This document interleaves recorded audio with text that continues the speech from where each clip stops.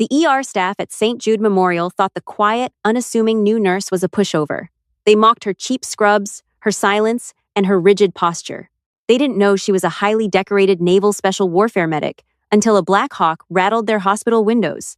St. Jude Memorial Hospital was a Level 1 trauma center in the heart of Chicago, a relentless meat grinder of a facility where egos ran as high as the patient census. In the emergency department, the hierarchy was absolute. At the top sat Dr. Thomas Croft, a 32-year-old chief resident with a trust fund, a god complex, and a penchant for wearing tailored, designer scrubs. Directly beneath him was charge nurse Brenda Carmody, a 20-year veteran of the floor who ran her shift like a petty dictator. If Brenda liked you, you got the easy pediatric fevers and the VIP sprained ankles. If she didn't, you were banished to the overflow hallway, drowning in bedpans, combative drunks, and endless charting. Into this Shark Tank walked Sarah Jenkins. Sarah didn't look like the other new hires. At 34, she was a decade older than the fresh-faced nursing graduates Brenda usually bullied. She was of average height, with plain, dirty blonde hair pulled back into an aggressively tight regulation bun. She wore the standard-issue, boxy hospital scrubs that made her look shapeless, and she walked with a nearly imperceptible stiffness in her left knee. Her eyes, a pale, washed-out blue, were always moving, constantly scanning the emergency room exits, the sight lines, and the hands of everyone who walked through the sliding glass doors. From day one, she was a target. "Jenkins, right?" Brenda had said on Sarah's first morning, looking at the plain plastic ID badge clipped to Sarah's collar. There were no cute enamel pins on Sarah's lanyard, no colorful stethoscope covers, just a matte black pair of heavy-duty trauma shears tucked into her pocket. "Where did you transfer from? A rural clinic? A nursing home?"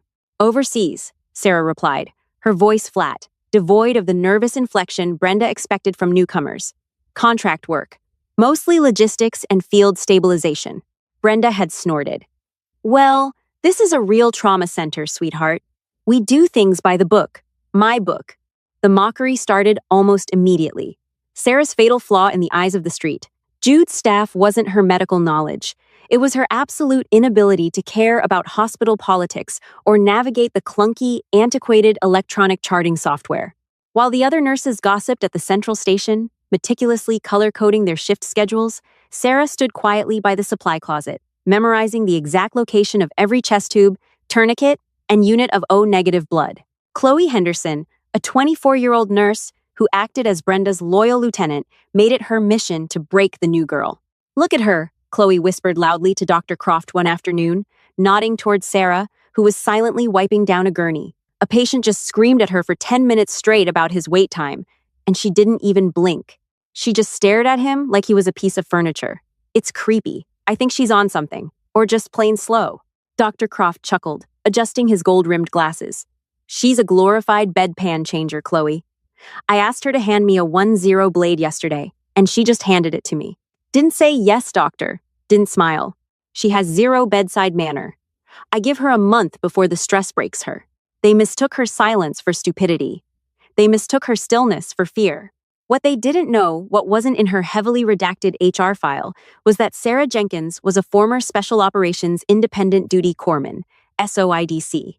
She had spent a decade attached to elite naval special warfare units, deploying to places that didn't exist on public maps.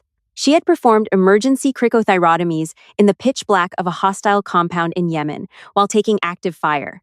She had held the severed femoral artery of a teammate closed with her bare hands for 3 hours in the back of a shattered transport helicopter in Afghanistan. To Sarah, the stress of St. Jude's emergency room was equivalent to a slow Sunday at a country club. The yelling patients, the beeping monitors, the arrogant doctors, it was all just noise.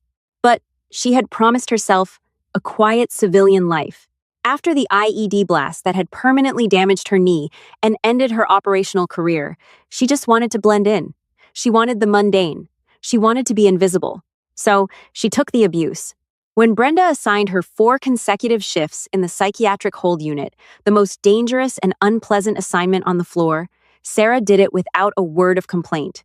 When Chloe intentionally bumped into her at the nurse's station, knocking a stack of patient files onto the floor and saying, "Oops, clumsy me," Sarah simply knelt and picked them up, her face an unreadable mask.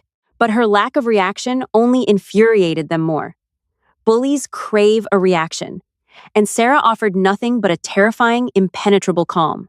"She thinks she's better than us," Brenda hissed to the staff in the break room one evening. "She doesn't talk to anyone. She doesn't join the coffee runs. Tomorrow, I'm putting her on Trauma Bay 1 with Croft. Let's see how her precious field experience holds up when a real medical emergency rolls through the doors." 3 weeks into Sarah's probationary period, the tension in the ER reached a boiling point. It was a muggy Friday night in July, the kind of night where the heat makes the city feral. The ER was at capacity, overflowing with gang violence, heat stroke victims, and vehicle accidents. Trauma Bay 1 was prepped for a severe case, a construction worker who had fallen 3 stories onto a rebar-strewn concrete slab. The paramedics wheeled him in, shouting over the chaos. 42-year-old male, massive blunt force trauma to the chest, possible pelvic fracture, heart rate is 140, BP is tanking, 70/40. The lead medic yelled, transferring the blood-soaked man onto the hospital bed. Dr. Croft stepped up to the head of the bed, snapping his gloves on with a theatrical flourish. Brenda was on his right, managing the IV lines, while Chloe was frantically trying to attach the ECG leads. Sarah was positioned at the foot of the bed, tasked with cutting away the patient's ruined clothing and managing the Foley catheter grunt work. "All right, let's get a fast exam. I need 2 large-bore IVs, and someone page respiratory. His oxygen saturation is dropping." Croft barked, his voice tight. He was sweating. Croft was an excellent textbook doctor, but when the blood hit the floor and the monitors started screaming, his nerves began to fray. Sarah moved with mechanical efficiency. Her matte black shears sliced through the heavy denim and canvas of the worker's clothes in seconds. As she exposed the man's chest, she immediately noticed something. Croft, blinded by his focus on the ultrasound screen, had missed. The right side of the patient's chest was heavily bruised, but more importantly, it wasn't moving. The left side was heaving wildly, but the right side was paradoxically sinking in. Worse, the man's neck veins were beginning to bulge outward like thick blue ropes, and his trachea, the windpipe, was visibly shifting to the left. Tension pneumothorax. Air was trapped in the chest cavity, crushing the man's heart and lungs. He had seconds to live. "Doctor," Sarah said, her voice cutting through the shouting. It wasn't loud, but it carried a strange heavy authority that momentarily silenced the room. "He's developing a tension pneumo. Tracheal deviation. He needs needle decompression, right now." Croft snapped his head up, his ego instantly flaring. "I didn't ask for your diagnostic opinion, Jenkins. I'm looking at the ultrasound. We need to secure the airway first. Brenda, push 20 of etomidate." The heart monitor suddenly shifted from a rapid, panicked rhythm to a terrifying, sustained wail. The patient was crashing. "He's in PEA arrest!" Chloe screamed, stepping back in panic. Croft froze. For a span of 3 seconds, an eternity in trauma, the chief resident stared at the flatlining monitor, his mind scrambling to process the textbook protocol. He reached for the intubation kit, completely bypassing the immediate mechanical threat to the heart. Sarah didn't ask again. She didn't hesitate. She stepped forward, moving with a fluid, terrifying speed that made Brenda physically recoil. Sarah bypassed the sterile trays, reached over Croft's shoulder, and grabbed a 1/4 gauge angiocath needle. "Jenkins, what the hell are you?" Croft started to yell. Sarah ignored him. She didn't bother with a sterile drape. She found the second intercostal space, on the man's right chest, at the mid-clavicular line, and drove the heavy needle through the muscle and into the pleural space with a brutal, precise thwack. An audible hiss of trapped air rushed out of the needle hub. Instantly, the pressure inside the chest cavity was released. The patient's heart, suddenly freed from the crushing pocket of air, kicked back into a rhythm. The monitor beeped once, twice, then settled into a steady, life-affirming cadence. The room fell dead silent, save for the rhythmic pulsing of the machines. Sarah calmly withdrew the needle, leaving the plastic catheter in place, and stepped back to the foot of the bed, her expression completely unchanged. "Pressure relieved," she said quietly. "You can intubate now, doctor." For a moment, nobody moved. Then, the shock in Croft's eyes morphed into raw, explosive rage. "Get out!" Croft hissed, his face turning an ugly shade of crimson. "Doctor, his vitals are stabilizing," Brenda started, genuinely stunned by what she had just witnessed. "I said get out!" Croft roared, pointing a trembling, bloody gloved finger at the ER doors. "You do not act outside your scope of practice. You do not touch a patient without my explicit order." You are a nurse, Jenkins. You are not a doctor. Get out of my trauma bay before I have security drag you out. Sarah looked at him.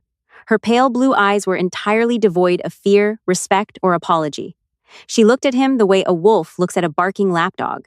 She simply nodded once, turned on her heel, and walked out the swinging doors. By the end of the shift, the paperwork had been filed. Brenda, seizing the opportunity to finally rid herself of the insubordinate new hire, helped Croft draft a scathing incident report.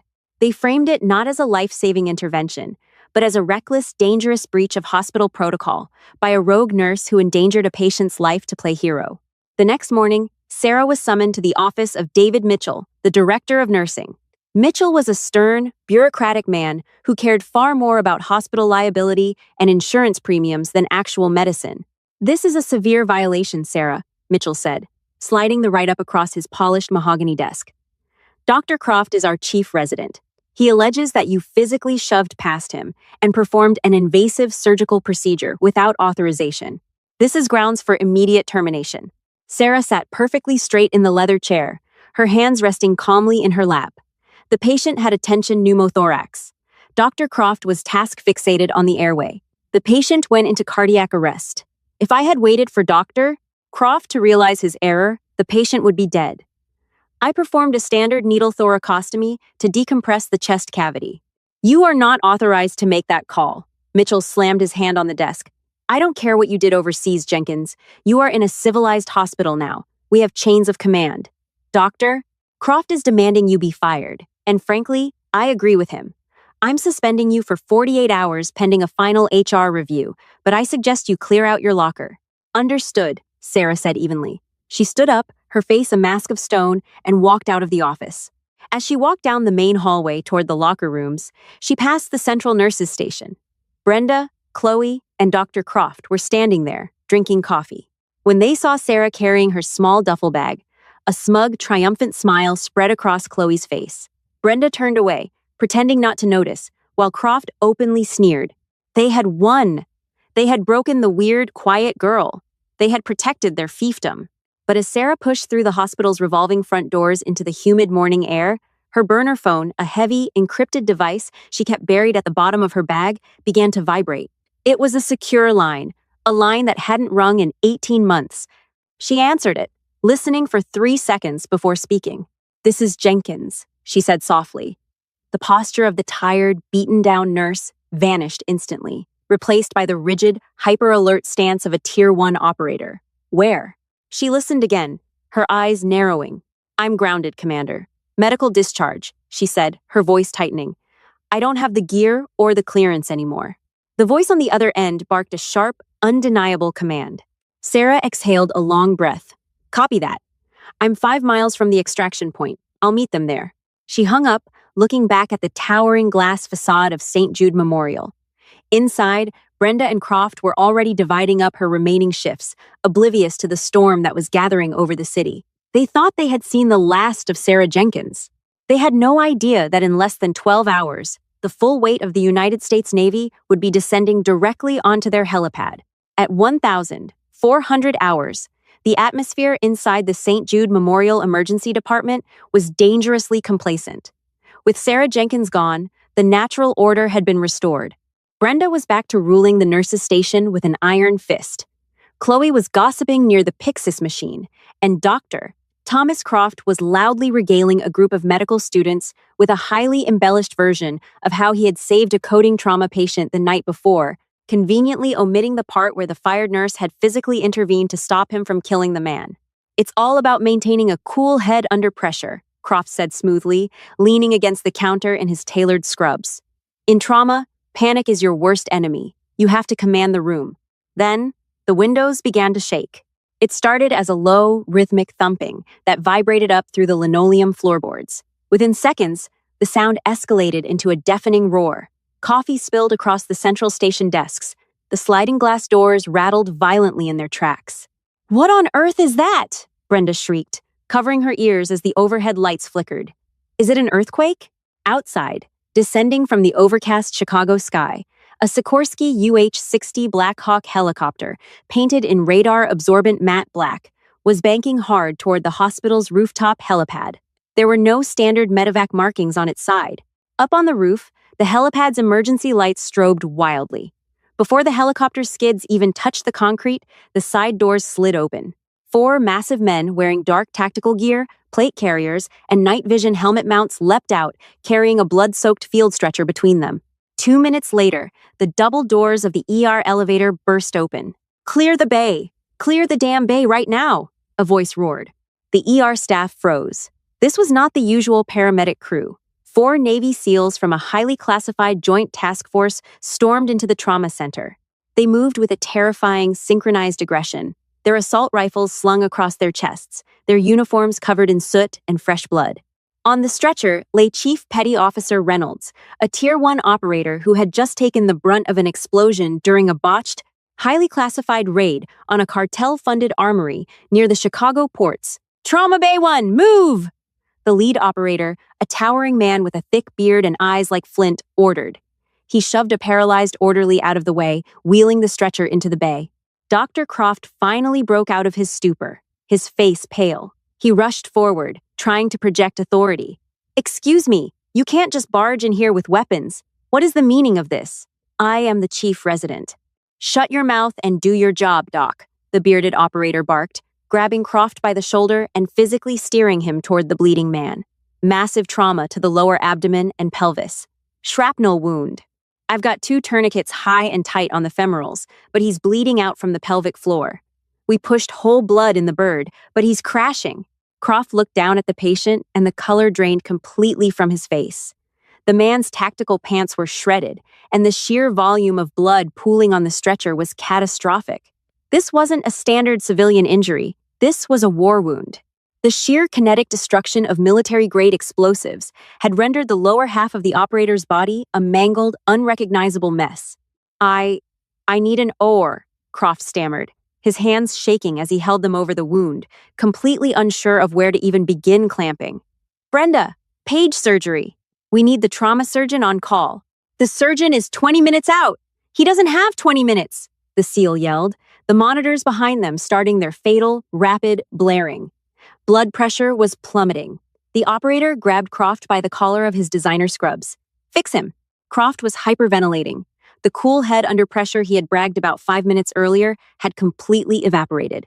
He was entirely out of his depth, paralyzed by the violence of the injury and the sheer intimidating presence of the armed men surrounding him. "Where is she?" another operator demanded, looking around the terrified faces of the ER staff. "Command said she was stationed here. Where is Doc Jenkins?" Brenda, who was cowering behind a supply cart, blinked in confusion. "Jenkins? Sarah Jenkins? Oh, she doesn't work here anymore. She was suspended this morning for insubordination." The lead SEAL dropped Croft's collar, turning slowly to look at Brenda. The raw, unfiltered fury in his eyes made her physically step back. "You suspended a Special Operations Independent Duty Corpsman? You fired a Navy Cross recipient?" Before Brenda could even process the words Navy Cross, the heavy double doors at the ambulance bay slid open. Every head in the room turned. Walking through the doors was Sarah Jenkins, but she looked nothing like the quiet, frumpy nurse they had mocked for weeks. She was dressed in dark, tactical pants and combat boots. Over a black combat shirt, she wore a minimalist plate carrier dotted with heavy trauma pouches, shears, and specialized medical gear. A radio earpiece curled around her right ear. Her dirty blonde hair was no longer in a tight bun, but pulled back in a severe, practical braid. Her pale blue eyes were cold, calculated, and entirely devoid of hesitation. She looked like exactly what she was, an apex predator of trauma medicine. "Doc!" the lead SEAL shouted, profound relief washing over his face.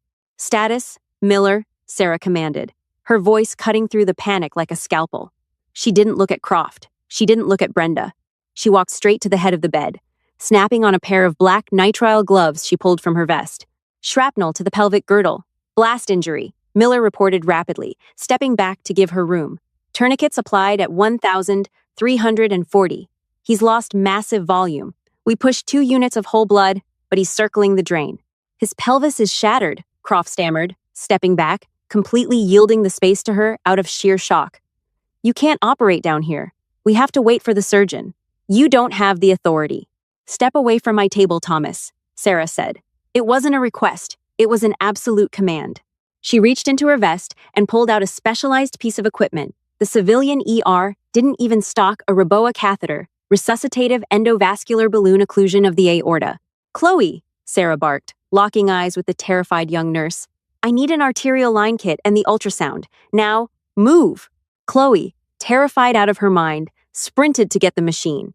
"He's bleeding internally from the iliac arteries," Sarah announced to the room, moving with blinding speed. "Tourniquets won't stop it. I'm going to occlude the aorta to stop the bleeding in the pelvis and keep blood pumping to his brain and heart until the surgeon gets here." "You can't do a Reboa without an attending," Mitchell, the director of nursing, suddenly yelled, having just sprinted into the ER from his office upstairs. "Jenkins, you are suspended! Security!" Two hospital security guards jogged forward, but instantly stopped dead in their tracks as 4 Navy SEALs turned to face them, their hands resting very casually near their sidearms. "The next person who speaks to Doc Jenkins," Miller said in a low, deadly, quiet voice, "is going to have a very bad day." The ER fell completely silent, save for the hum of the ultrasound machine. Sarah ignored the drama entirely. She prepped the femoral artery in Reynolds' groin. With fluid, unerring precision, she inserted the needle, threaded the guide wire, and slid the Reboa catheter up into the dying man's aorta. "Inflating balloon," she stated calmly. She pushed the syringe. Inside the patient's chest, the tiny balloon inflated, acting as an internal tourniquet, completely shutting off blood flow to the lower half of the shattered body. Instantly, the catastrophic blood loss stopped. The alarms on the monitor ceased, their frantic wailing. The blood pressure, previously resting at a fatal 50/30, suddenly spiked and stabilized at 110/70. Sarah exhaled a slow, controlled breath.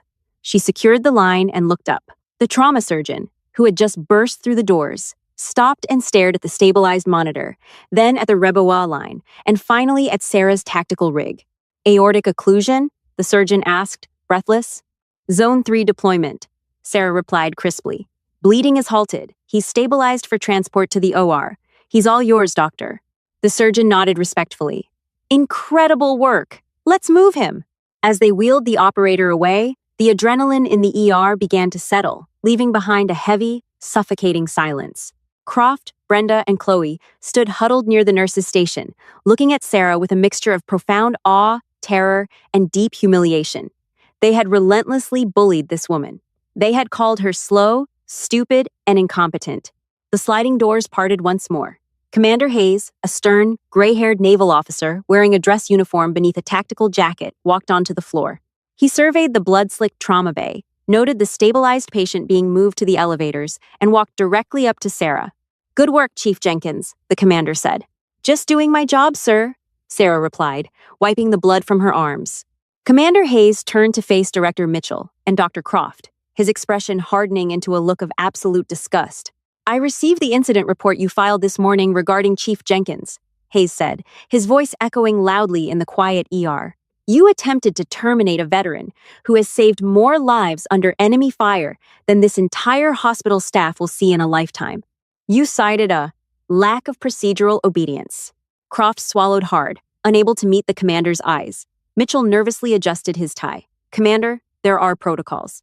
"Your protocols nearly killed a civilian yesterday, and your arrogance nearly killed one of my men today," Hayes interrupted, his voice like cracking a whip. "Chief Jenkins was assigned to this facility as part of a civilian transition program for elite medical operators. That program at this hospital is now officially terminated. The Department of Defense will be opening a full review into your trauma department's leadership." Hayes looked at Croft, who was visibly trembling. "You're a coward in a clean shirt, doctor, and you," he looked at Brenda and Chloe, "are a disgrace to the nursing profession." The commander turned back to Sarah. "Grab your gear, Jenkins. The team needs their real doc back. Your medical discharge is under review. You're coming home." Sarah nodded. She unclipped her hospital ID badge, the plain plastic tag that Brenda had mocked on her very first day, and dropped it onto the floor, right in front of Dr. Croft's designer shoes. She didn't say a single word to her former bullies. She didn't have to. The silence she left in her wake as she walked out of the ER doors, flanked by 4 towering Navy SEALs, was the loudest statement she could have ever made. The hospital staff learned a hard lesson that day. True heroes don't wear designer scrubs. They earn respect in the darkest corners of the world. Sarah Jenkins didn't need their validation. She had the respect of the world's most elite warriors. What would you do in Sarah's shoes? Let us know in the comments. If you loved this story of ultimate karma, smash the like button, share with a friend, and subscribe for more incredible, real-life drama. Hi, my name is Tran Than, the owner and manager of Noble Tales. After watching the video, they mocked the quiet new nurse until the Navy came for their SEAL combat medic. I'd really like to know what you think. How did this story make you feel? What stayed with me most was the contrast between appearance and experience. Sarah chose to stay quiet, even when others underestimated her, and that made the moment when her skills were finally recognized feel especially meaningful. It's a reminder that we rarely know the full story behind the people we meet. Have you ever seen someone judged too quickly, only for others to discover they were far more capable than anyone realized? And if you were in Sarah's position, do you think you could have stayed as calm under pressure? Thanks for spending some time with Noble Tales. If this story gave you something to think about, feel free to share your thoughts in the comments, and you can like or subscribe if you'd like to see more stories like this in the future.